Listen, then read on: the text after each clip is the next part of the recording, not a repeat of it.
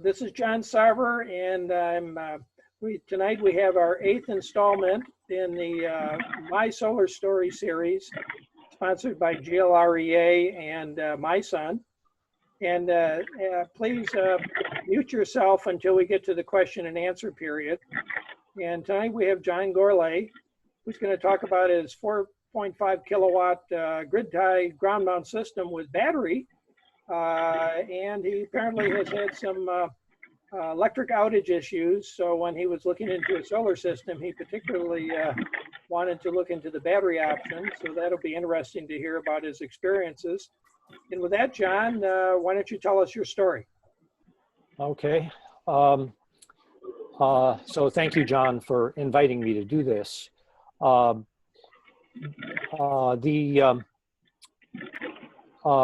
My solar installation is ground mount, like John said, grid tied with battery backup. And it was installed in March of 2018 by Homeland Solar. My utility is DTE, and the installation was early enough that I was able to take advantage of net metering, which is no longer available. And that's a wonderful thing that I really wanted to take advantage of. I'm grandfathered into that program for another 7 years, and maybe by that time we'll have gotten the laws changed so that the payback is better for residential solar. Where I live, the utility power is really unreliable, and so I really wanted to have battery backup in my installation, so I didn't have to worry about power failures anymore. That motivated a lot of design more than you might have expected. And that's really the focus I'm going to talk about. First, I'll tell you what I have without much explanation, just a description of what the installation is. And then I'll talk about some design decisions that I had to make along the way in getting it built, and how the fact that I wanted the battery backup made a difference in the design. And then I'll take a few minutes at the end to talk a little bit about the performance of the system.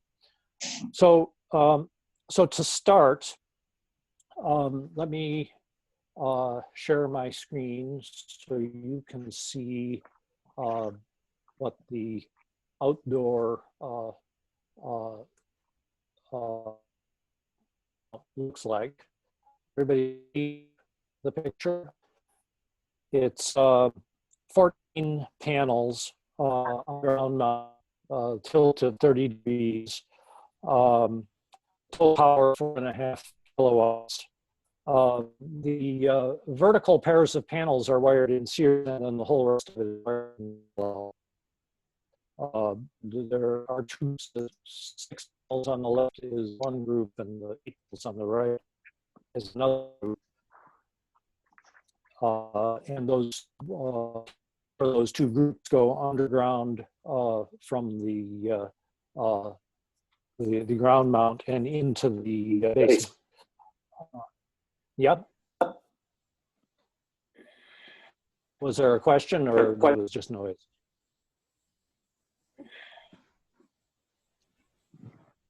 I guess I'll.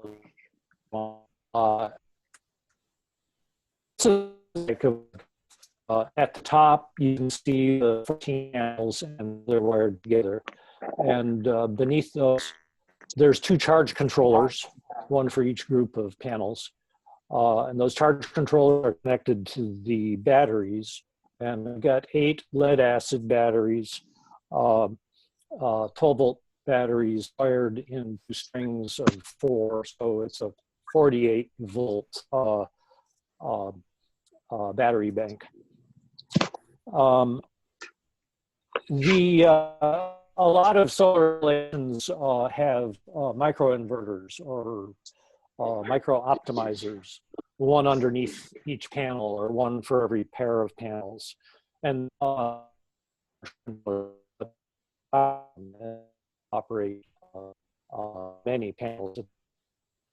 Hey, John, we can't hear you real clearly.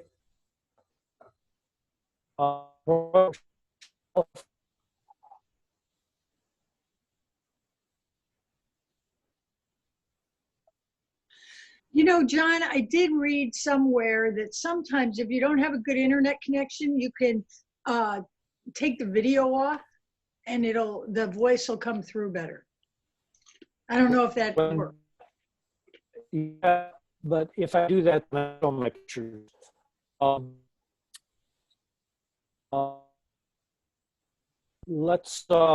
I'll try to speak slowly and see if you can understand me. In the schematic, I wanted to point out down at the bottom, the batteries are connected to the inverter, and the inverter is connected to the main, which is then connected to the grid, of course. And the inverter is also attached to a new panel that was there before, which contains this.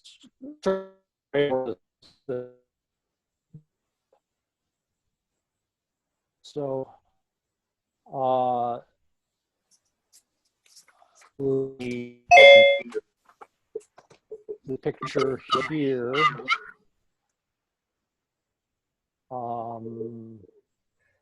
Hey, John, you may want to try Melanie's suggestion and just take you're kind of frozen anyway. You may want to take your own video off. Okay. Maybe Okay. that'll help. I'll stop sharing the screen. I will stop my video. Yeah, let's see if that helps. Yeah, and see if that helps. So I won't show you pictures. A little unfortunate, but can you hear me better now? Yes. Okay, great. I'll just try to be more descriptive.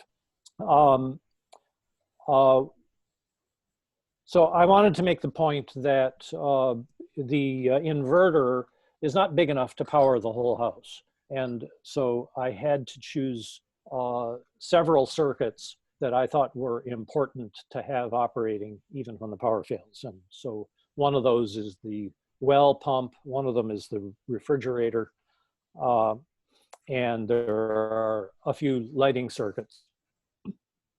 I have a geothermal heating system too, and that's completely disconnected from the solar system. So that's the summary of what I have. So then the question is, how did it get to be this way? And there were two major considerations. One, like I said, is that I wanted to have battery backup for power failures. The other is that, as most of you know who've already done this yourself, the utility interconnection rules say that you can't build a system that's bigger than the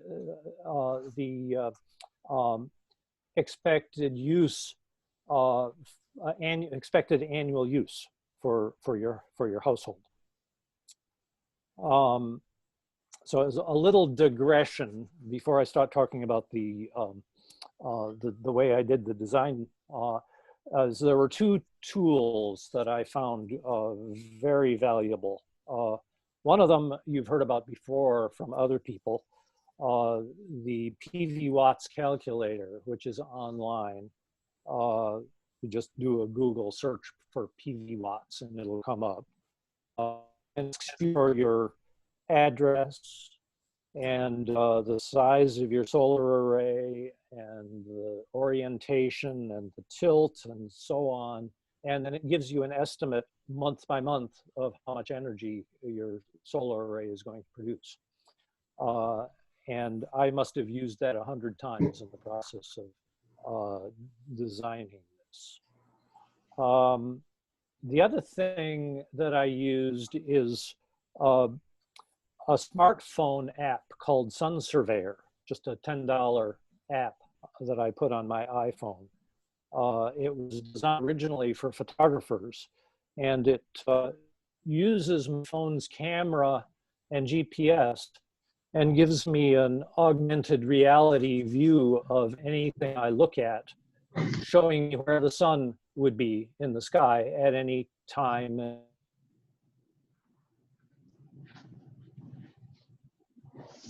Marcos. Can you send him again? Yeah.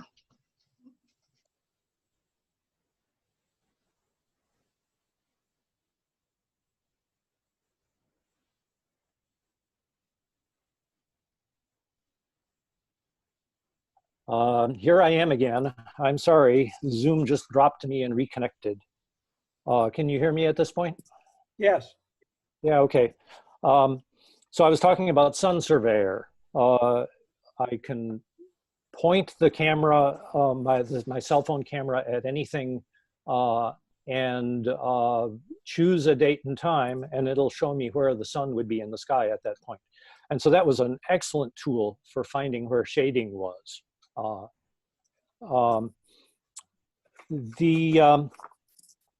So there are three design decisions that I want to talk about. One of them I call 1 meter or 2. Another one I call the backup requirements for the array size. And the third one I call roof or ground mount. So the first one, 1 meter or 2, like I said, we had 2 meters outside the house, one for the geothermal system and one for the rest of the residential use. And I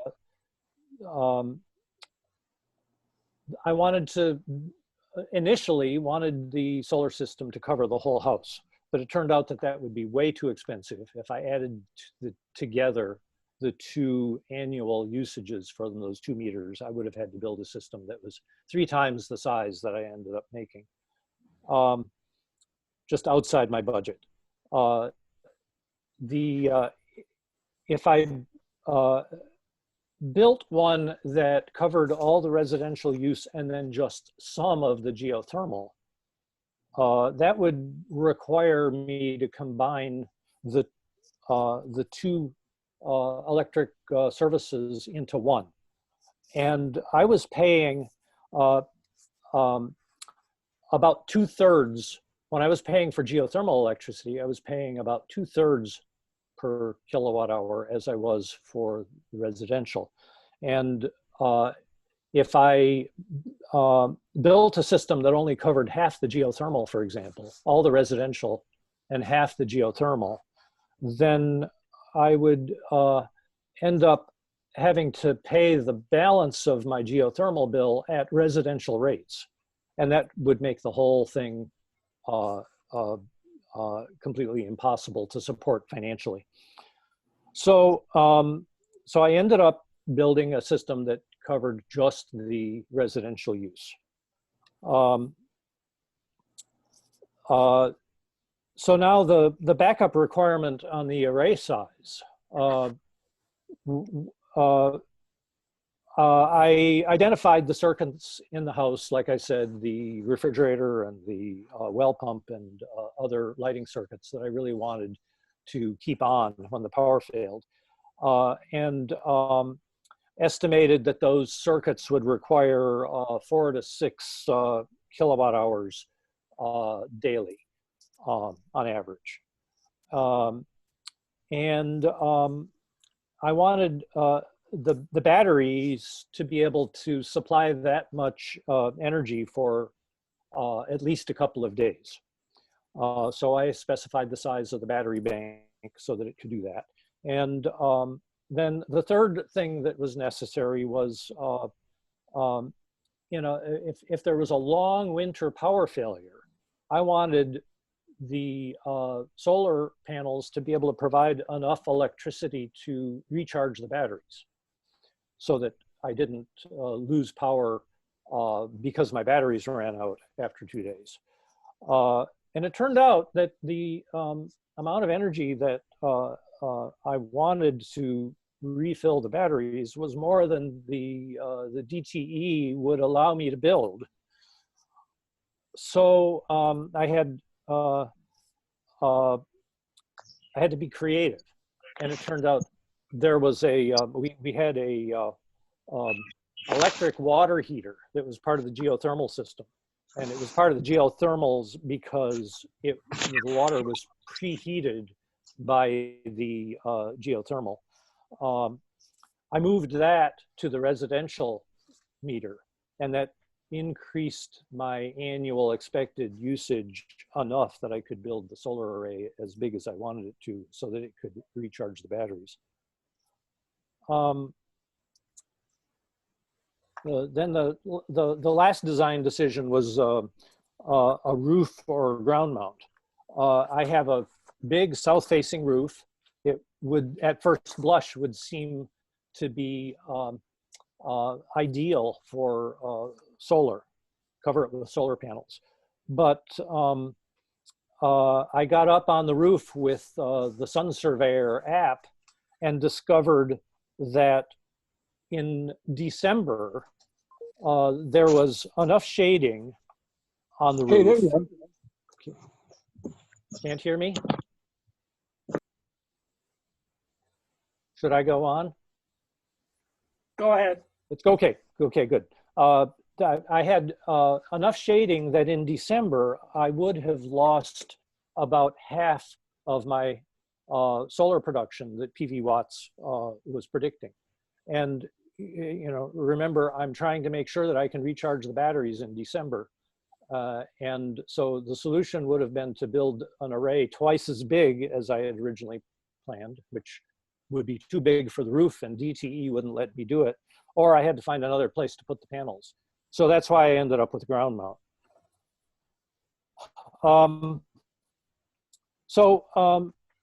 How does it perform? People are reluctant to ask, but they always want to know how much it cost and whether it's paying for itself. And I'm very happy with the price. And I'll tell you how it breaks down. I paid out of pocket for this whole system $30,000. And then because when I did it, there was still the full federal tax credit, 30% tax credit. I was able to take $9,000 off my taxes. And so that meant that the out-of-pocket cost really was $21,000. That's still a lot of money for a 4.5 kilowatt system. But if you think about the backup capability, what's that worth? It works so seamlessly that we've had power failures and not realized it until after the power came back on again.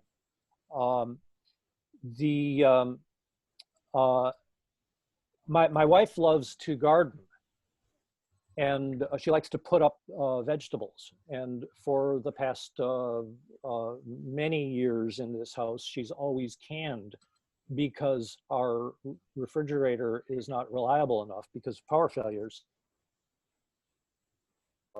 for a whole year. And now we have the luxury, the refrigerator just keeps on running. The freezer is always on. And she started freezing vegetables for the first time in 30 years. So what would be the cost of a backup generator, you know, a propane or a diesel backup generator that would give me that kind of capability? And my neighbor has one that I think he paid about $6,000 for, and it doesn't do as good a job. Because when the power fails for him, there's a period of about 10 or 15 seconds while the generator revs up before it actually starts powering the house. And so everything shuts down and then comes back up again. Mine is glitch free. There's not a cycle in the 60 cycles is lost. So I'm going to say, you know, if I were able to buy a generator that could do what my system does, I'd probably end up paying $10,000. So if I take $10,000 off the cost of the solar installation, I end up with $11,000 for the solar only part of it, and then divide that by the 4.5 kilowatts that it produces, and it gives me a price of a little less than $2.50 per watt, which I think is a really good price for a solar installation.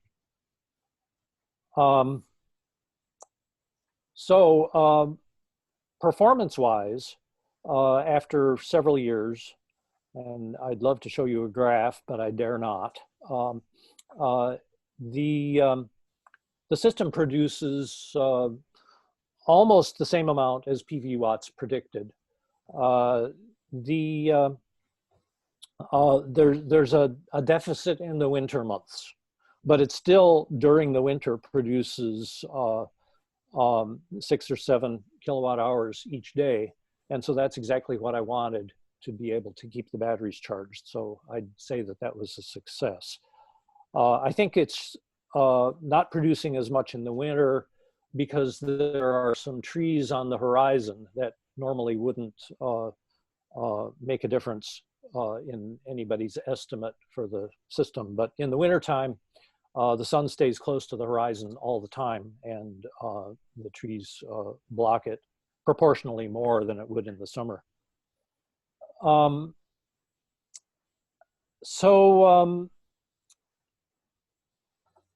want to try bringing back a picture. And we'll see if I can get away with it. If not, I'll give up. But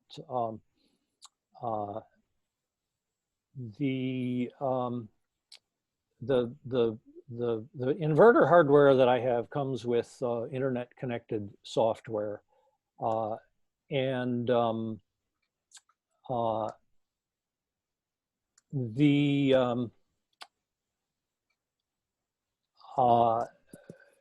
want to show you what happened during a power failure on May 19th. This is can you see the bar graph I've got there? Yes. Okay, great. This is May 20th. This was a typical, mostly sunny day. And you can see that the solar production makes a curve, highest in the middle and tapering off almost symmetrically on the sides. I think maybe if you look at the right side, it falls off a little more abruptly. I think there must have been some clouds coming in the afternoon that day. Now I'll go to the 19th, the day before, and this is what the graph looks like. We had a power failure that started at 6 a.m. and it lasted until about 2 p.m. And the sun was coming up at about the time that the power failure began. The line at the top of this graph, the dotted line, is showing the state of charge of the batteries. And you can see that the batteries dipped just a little bit, but the sun kept them charged pretty much the whole period of the power failure. But the first time I looked at one of these graphs during a power failure, I was taken aback. Why is it this shape? The sun was up in the morning just like it was in the afternoon. So why are the bars for the power failure so much shorter? Why wasn't I getting the solar production that I expected? And the answer, I realized, is that I didn't need the power. My batteries are charged, and the house wasn't needing the power, and so it just had nowhere to go. And this is exactly the same kind of problem that people have who have a grid-tied system without backup. They just get no production out of their system when the power fails. So this is kind of a little illustration of why we should have some sort of legal framework and hardware for neighborhood microgrids. because my neighbors could have used the power that my solar panels were capable of producing that I wasn't using.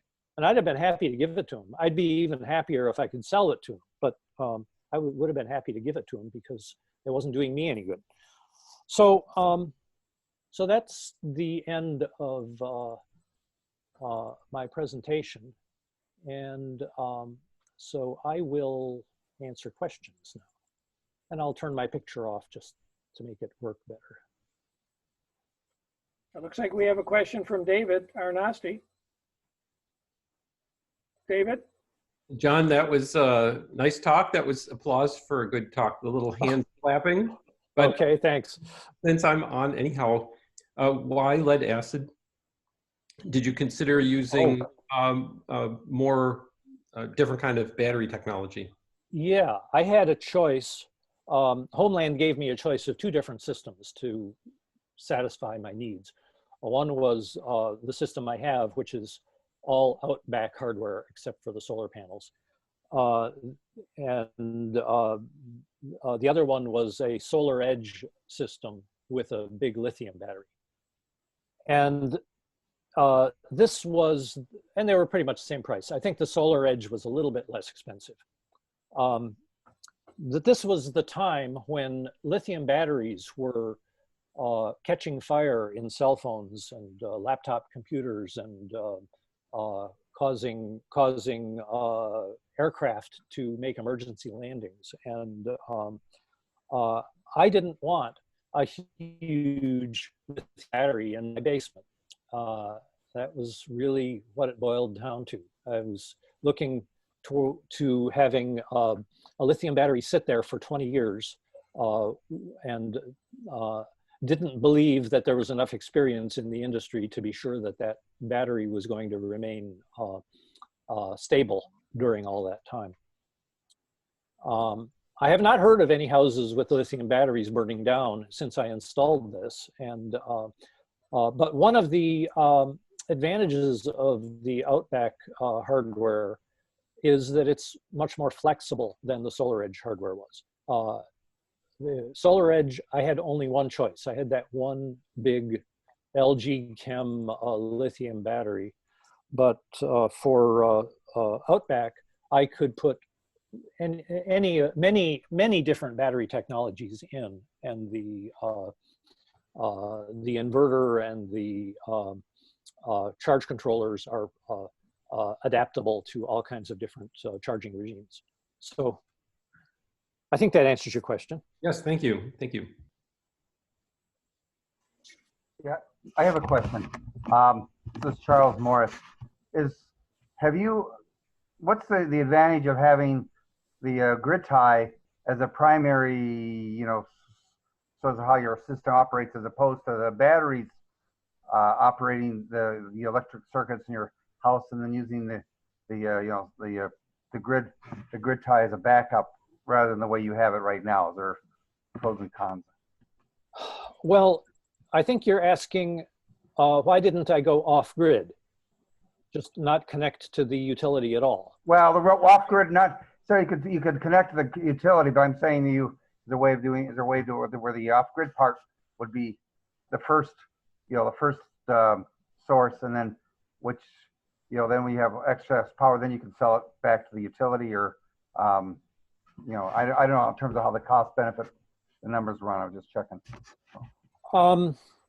Well, first of all, if I were to go off grid, I would have had to build an array that was twice or three times as big as the one that I did.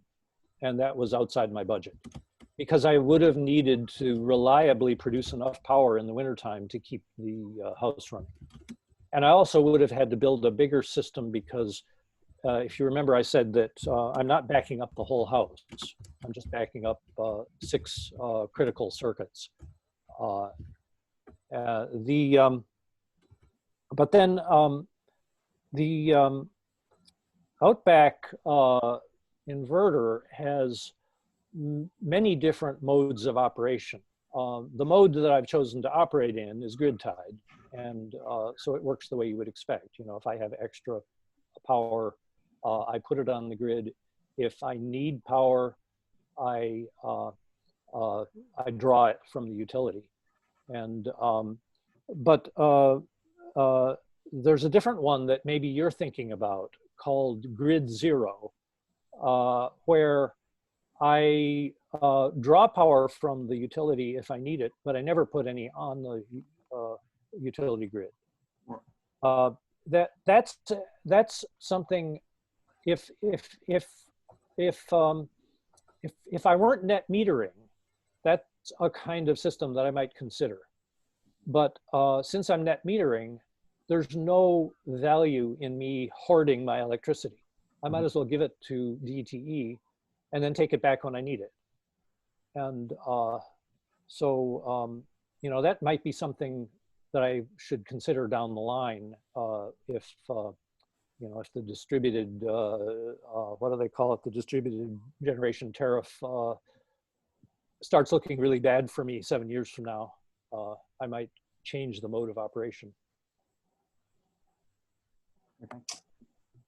Hi, this is John Donor. I got a question for you, John. Hi, John. Hi, how you doing? Okay. What's the ratio of energy that you produce and consume versus the amount that you feed back into the grid? Is 20% fed back into the grid, or is it more or less? Well, it depends on the time of year. In the summer, I make a lot more than I use, and in the winter, I use a lot more than I make. It comes out even in the end. Or actually, I'm out a little shy in the end. So I do, you know, my electric bill is a little bit more than zero. Well, You know, take away the service charges, and my electric bill is a little more than zero. I buy a little bit of electricity. so your geothermal, is it on this time of day rate? Yes, It's on the geothermal rate? yes.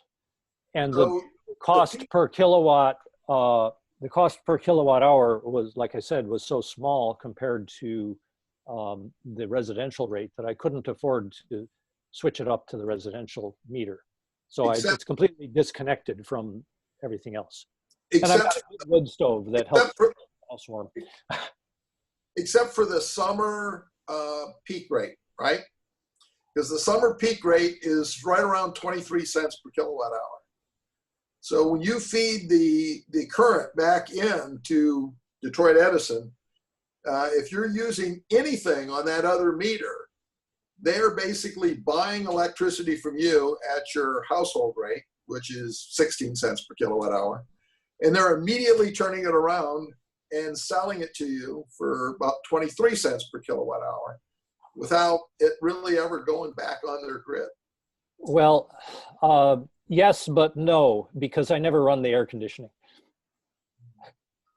It's there, I can use it. Actually, to be honest, I use it, I think I used it one day this year so far.